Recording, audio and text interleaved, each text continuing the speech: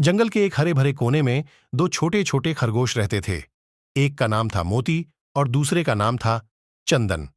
मोती बहुत ही चंचल और नटखट था, जबकि चंदन शांत और विचारशील था। दोनों में एक गहरी मित्रता थी जो दिन ब दिन और भी मजबूत होती गई। हर सुबह जब सूरज की पहली किरणें जंगल पर पड़ती थीं, मोती और चंदन अपनी अपनी बिलों से बाहर निकलते और मिलते थे। वे साथ में खेलते कूदते और जंगल के हर कोने में नई नई चीजें खोजते।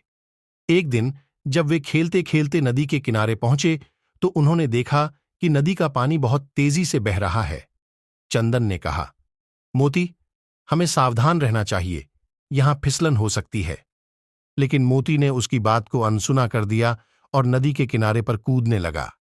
अचानक मोती का पैर फिसला और वह नदी में गिर गया। चंदन ने तुरंत अपनी बुद्धिमत्ता से काम लिया।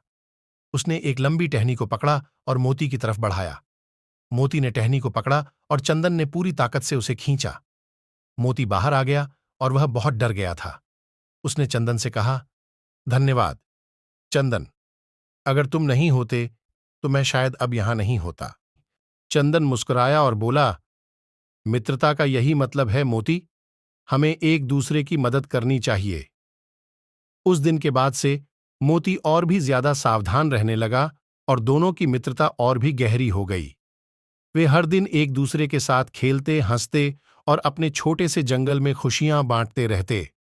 उनकी मित्रता की कहानी पूरे जंगल में फैल गई और सभी जानवर उनसे प्रेरणा लेने लगे।